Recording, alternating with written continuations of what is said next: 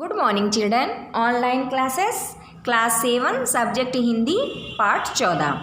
तो देखिए पार्ट 14 में क्या है आपका वर्तमान राजनीति एक व्यंग।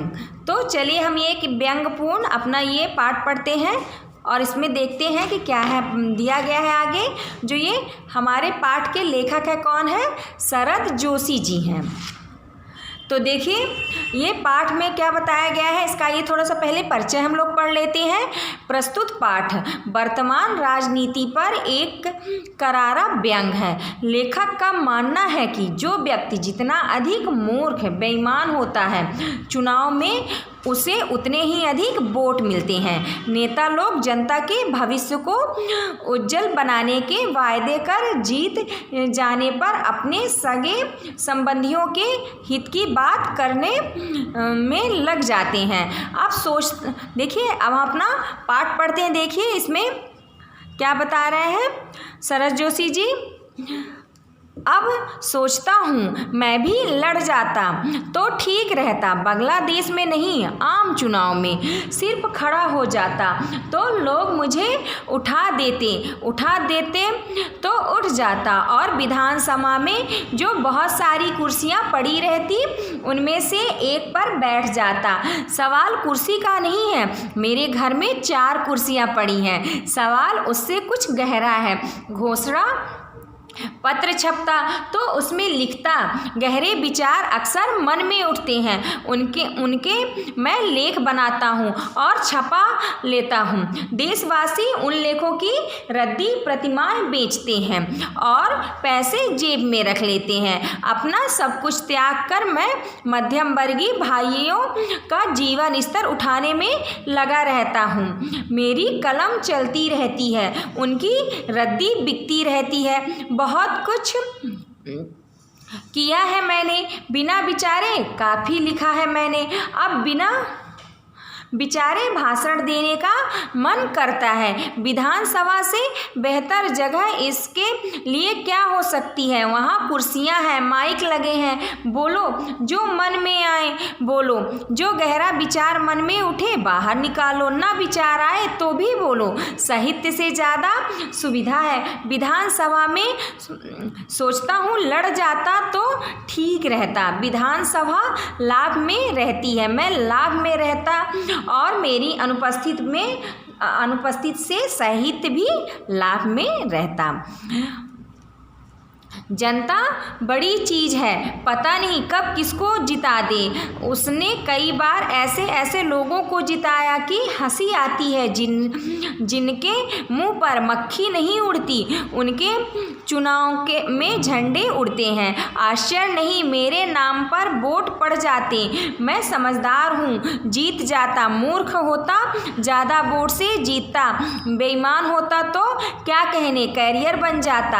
हर हालात में मौके उज्जवल थे। जनता बड़ी चीज़ है, अधिक से अधिक वोट देती है, छाट कर वोट देती है। लड़ जाता तो आश्चर्य नहीं, जीत जाता। एक अवसर तो पुराने पापियों को भी मिल जाता है। मैं तो नया पापी हूँ, मगर क्या करे मौका चूक गया। उम्र बढ़ रही है, बाल सफ़ेद होने लगे हैं। यही वह उच्च समय है जब हिंदी का साहित्यकार फ्रस्ट्रेट होता है।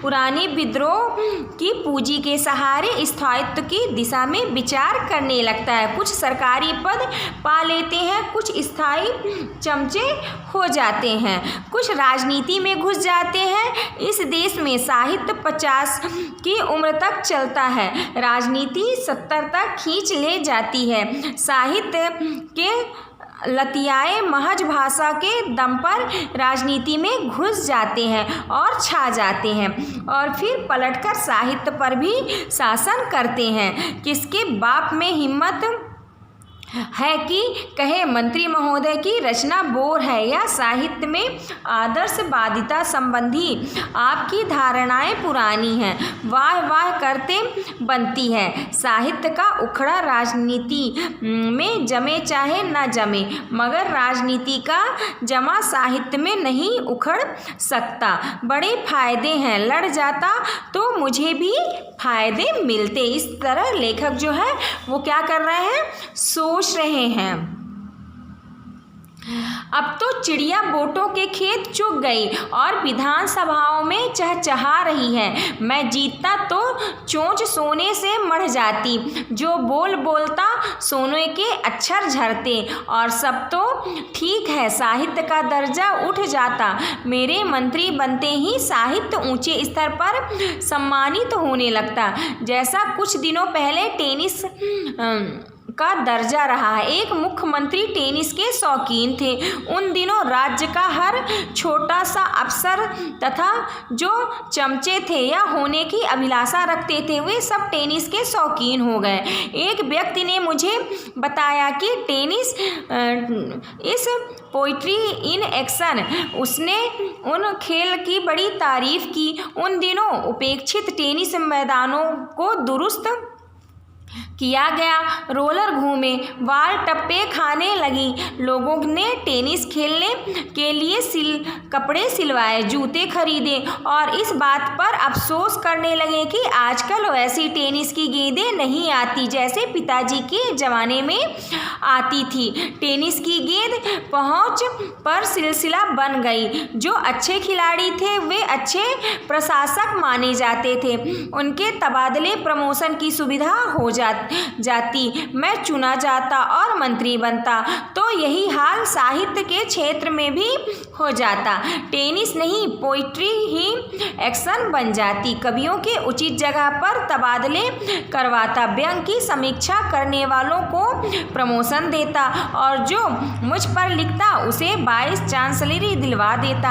हमारे राज्य में 7-8 विश्वविद्यालय है। मैं किसी के पाठ्यक्रम में नहीं हूँ। चुनाव जीत जाता तो क्या अच्छे साहित्य की कभी ऐसी उपेक्षा हो सकती थी? उथल पुथल कर देता, यहाँ से वहाँ तक शिक्षा में क्रांति हो जाती और जब तक मेरी कितियाँ कोर्स में नहीं लगती क्रांति चालू रहती। हमारे राज्य के विश्वविद्यालयों का नियम है कि जब पुराना साहित्यकार राजनीति में नहीं आता उसे साहित्य में डॉक्टरेट की सम्मानित उपाधि नहीं मिल सकती। मैं चुनाव जीतता और अगले ही कन्वोकेशन में मुझे सम्मानित कर दिया जाता। हुई ना कुछ बात? उप कुलपति कहते हैं कि आपको सम्मानित कर विश्वविद्यालय ने आपका नहीं स्वयं विश्वविद्यालय का गौरव बढ़ाया है। न्याय की यह बात विधानसभा की कुर्सी तोड़ने की पात्रता अर्जित किए बिना पाना कठिन है।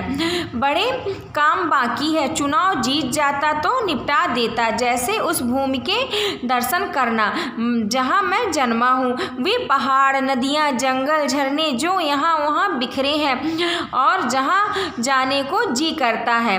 ये अनेक खंडहर, मूर्तियाँ, रिवाज, नित्य, संगीत, पहनावे, पोशाक, रंग, जिंदगी, कामकाज, बोली जाने वाली कितनी बातें जानने की इच्छा है। लेखक होने के कारण जो जिज्ञासाएं जन्मी थी वे लेखक बने रहकर पूरी करना कठिन है। इसके लिए विधायक बनना होगा। सरकारी खर्च से घूमूंगा, सैर करूंगा, डाक बंगले की खिड़की से पहाड़ निहारूंगा, जीप रुकवाकर नदी देखूंगा,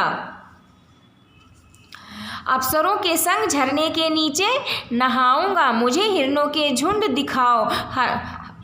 मतलब वो क्या कहता है कि मैं वन विभाग में जाऊंगा और उनसे क्या कहूँगा कि मुझे हिरणों के झुंड दिखाओ। हॉर्टिकल्चर वाले आएंगे और मेरे आंगन में गुलाब के पौधे लग जाएंगे। जो भी कुछ मुझे पसंद है उसे देख सकूंगा, जहां जाना चाहता हूं जा सकूंगा, मुझे सब कुछ आर्डर देने पर मिल जाएगा। चुनाव लड़ जाना बहुत ज़रूरी था। तो लेखक क्या सोचते हैं कि चुनाव लड़ जाना बहुत ज़रूरी है। सारे अभाव, सारी बदकिस्मती से कुश्ती लड़ने का स्वर्ण अवसर था। जो चूक गया, वक्त रहते कुछ कर लेता, उन सबसे मिलने की इच्छा होती है जो कभी साथ थे।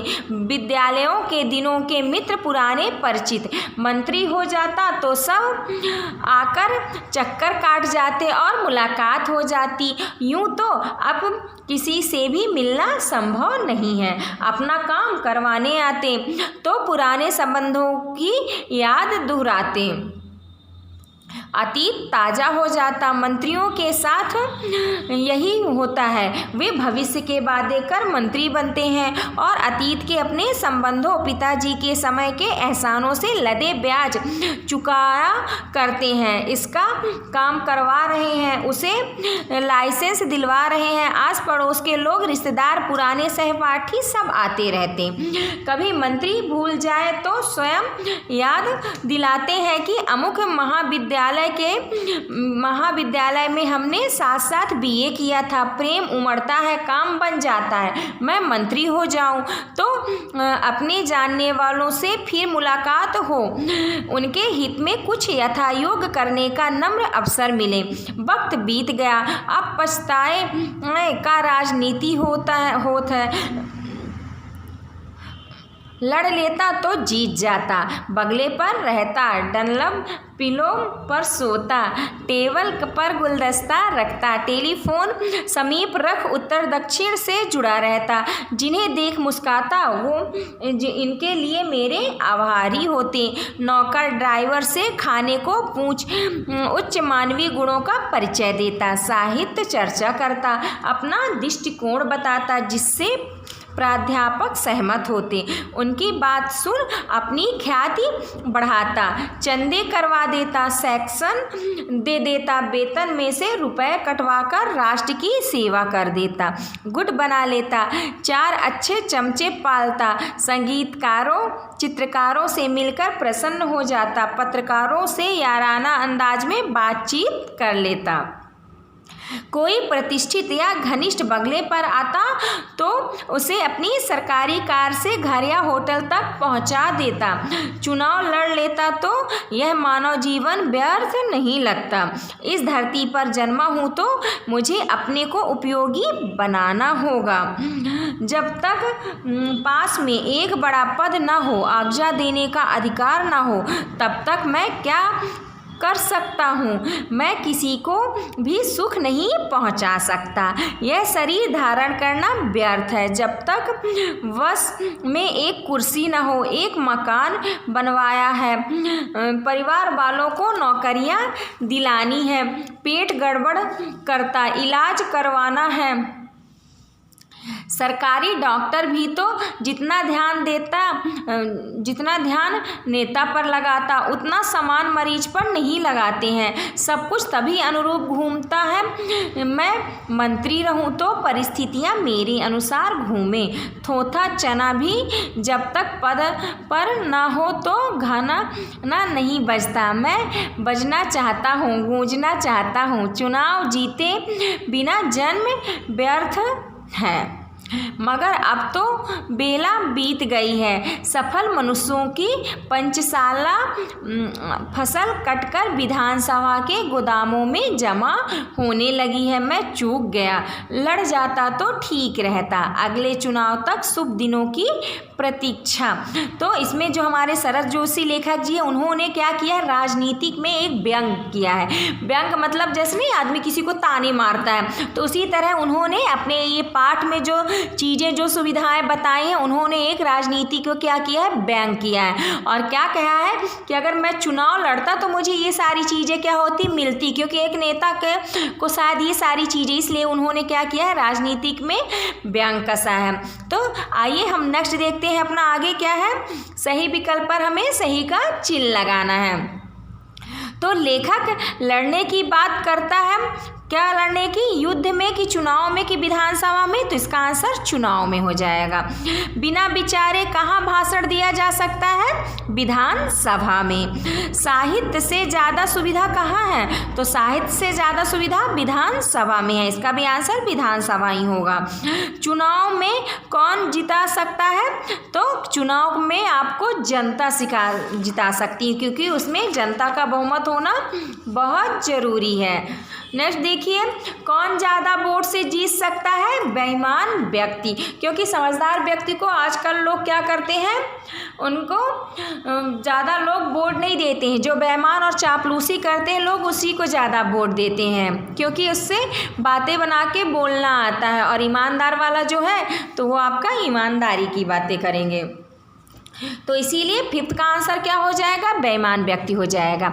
अब देखिए ये सारांश दिया गया है, इसको पढ़कर हमें प्रश्नों के उत्तर लगाना है। उम्र बढ़ रही है, बाल सफ़ेद होने लगे हैं, यही वह उच्च समय है जब हिंदी का साहित्यकार फ्रस्ट्रेट होता है, पुराने विद्रोह की पूंजी के सहारे स्थायित्व की दिशा में विचार करने लगता है। कुछ सरकारी पद पा लेते हैं और कुछ स्थायी चमचे हो जाते हैं, कुछ राजनीति में घुस जाते हैं। इस देश में साहित्य 50 की उम्र तक चलता है, राजनीति 70 तक खींच ले जाती है। साहित्य के लतियाए महज भाषा के दम पर राजनीति में घुस जाते हैं और छा जाते हैं और फिर पलटकर साहित्य पर भी शासन करते हैं।